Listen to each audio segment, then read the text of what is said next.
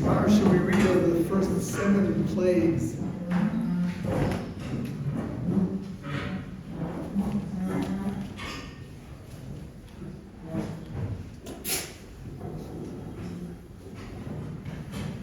What was the purpose of the plagues?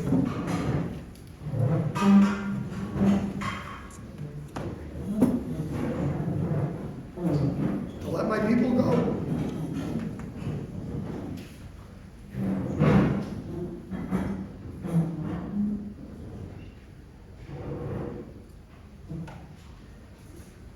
So I guess it was warfare.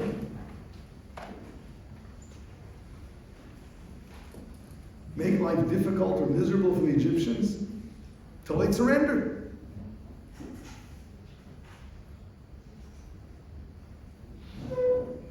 But no, there was something else going on.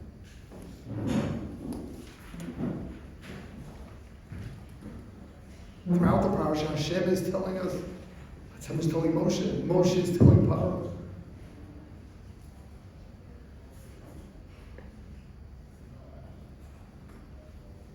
It's proving the existence of Hashem, the greatness.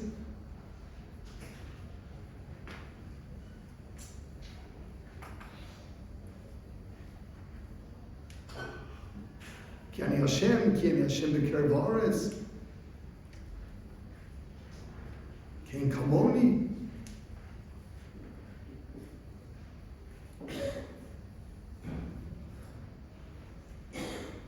Showing that Hashem is there and beyond nature.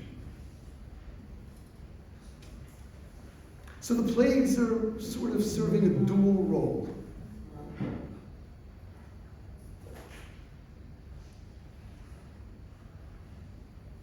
They're proving the truth of Hashem and making life miserable for the Egyptians.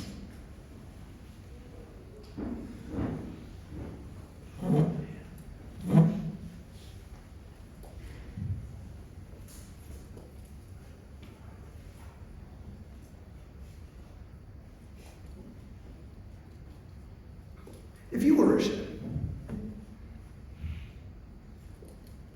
and we're all such good people,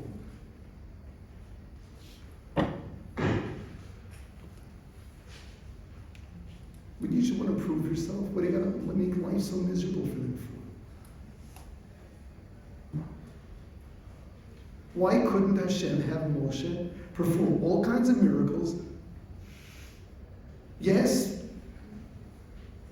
just break every one of the laws of nature and show that you're in control of everything. And everyone will know.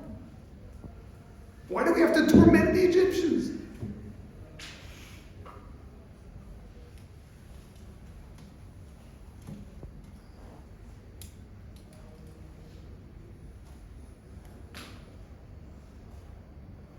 Show Hashem, he's infallible.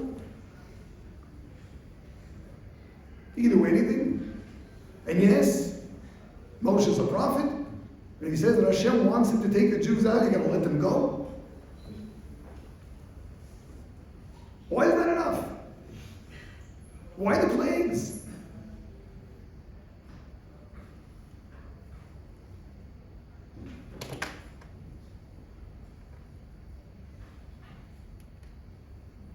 And what would the world say about it today? They put Hashem on trial for war crimes.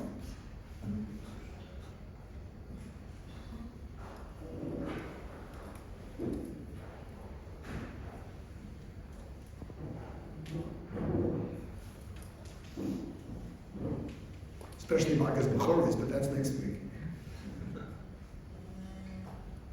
Why was it necessary?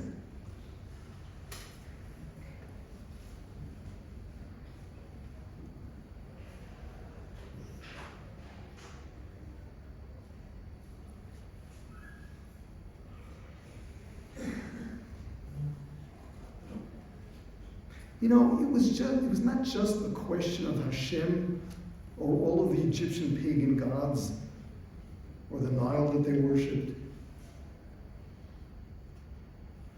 What is the difference? What is the difference between us between Judaism and all of their pagan religions.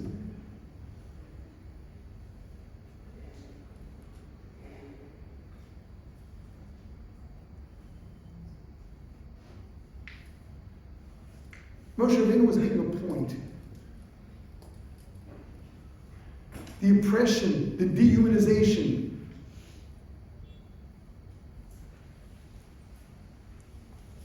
that's wrong.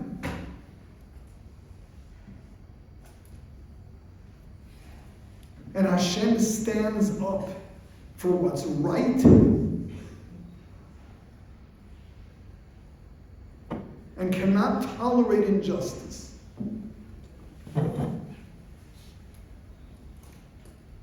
It's not just who's the true God.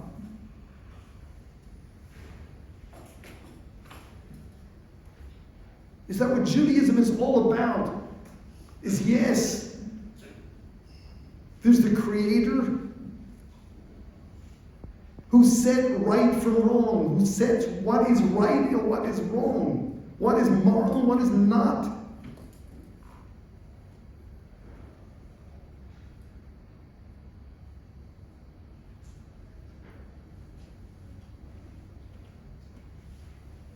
No less educational than showing that Hashem is really the Creator is making the statement that oppression is intolerable.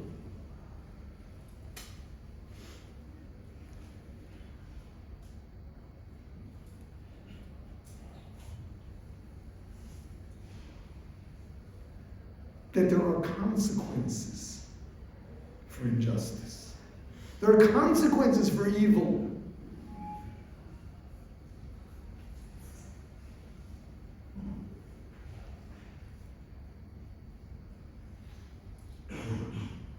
You know, other religions claim that Judaism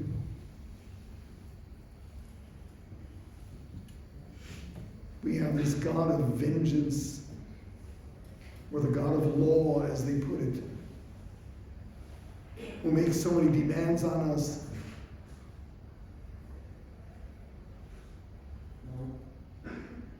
They're offering, just say, I believe, and you're fine. No, that's not what we're about. Sure, saying I believe is enough. It's very user-friendly. Doesn't really cost anything.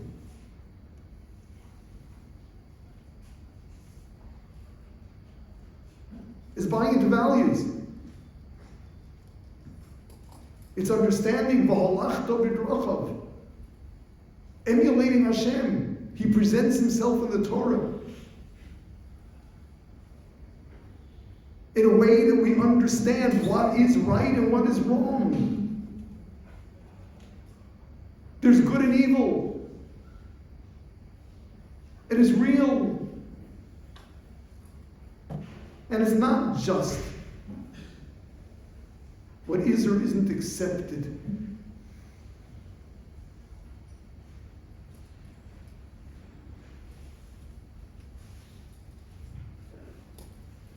That's what went on in Egypt. Hashem is, yes, he's proving himself. He's proving his existence. He's proving his rule over everything. But above all, he's making a statement: oppression, tyranny, dehumanizing other human beings.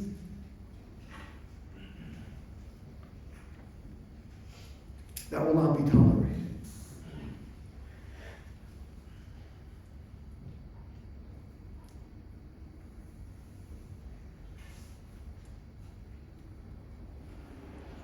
So we've got to understand, when we talk about emunah, right? Yeah, it's all about emunah. Emunah doesn't just mean my God's better than your God. Emunah doesn't mean, yeah, this is the truth. Emunah means understanding that Hashem, creator of heaven and earth, established right and wrong.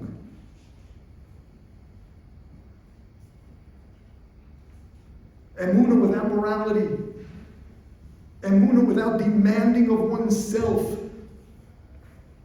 A whole change of character. Taking responsibility for all of our bad midos.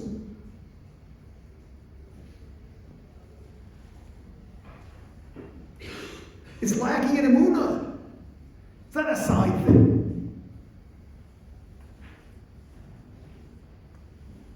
Yeah, I'm a religious Jew. I'm an Orthodox. I'm an ultra-Orthodox Jew. I really believe. If you're not ready to take responsibility for your behavior, if you can still walk around being angry and jealous and impatient, it's a lack of emunah. Then when he's saying, I believe, it's like any other religion. It's like the pagan religions.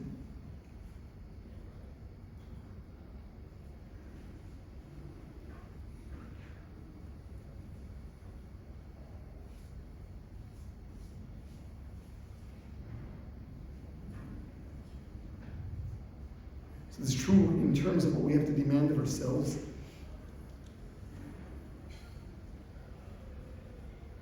But let's be very clear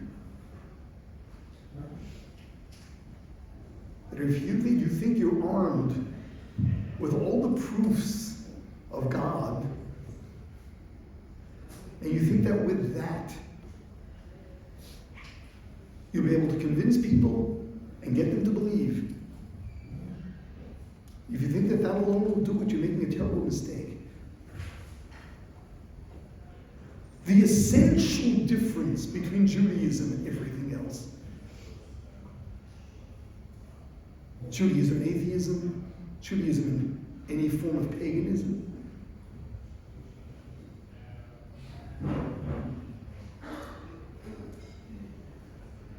is that it's not just, I know who created and I know who runs the world. It's right and wrong. It's demanding a higher character of oneself.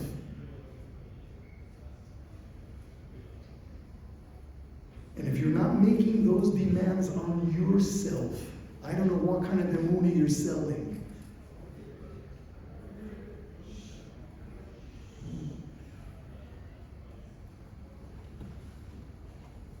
There are other monotheistic religions out there.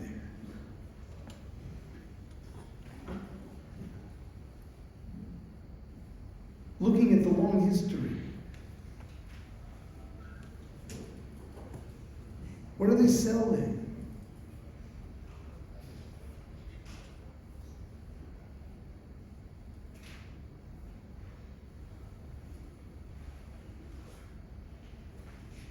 Judaism is about building us to be godlike. Judaism is living the right and wrong, the good and evil that was put into the creation of this world.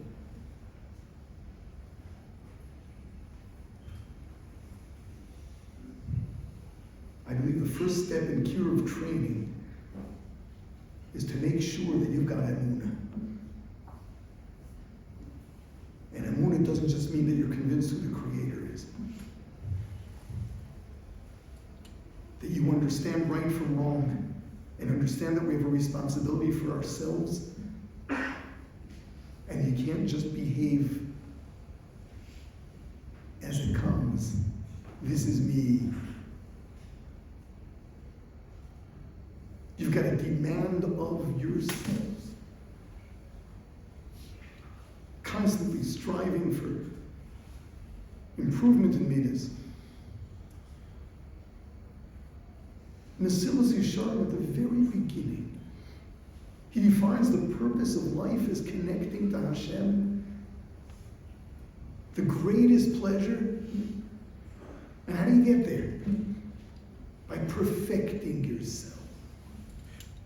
It's one and the same. This is the process.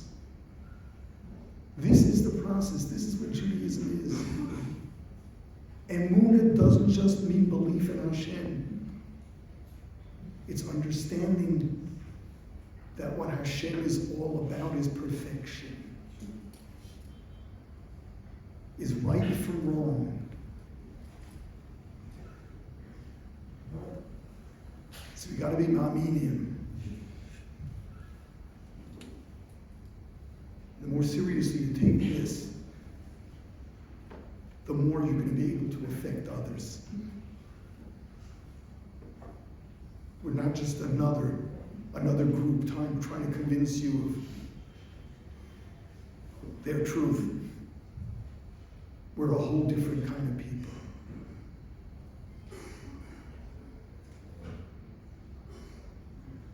So, let's be ma'aminim. Let's be ma'aminim. Let's be that mamleches kohanim v'goy kadosh. Demand that of ourselves.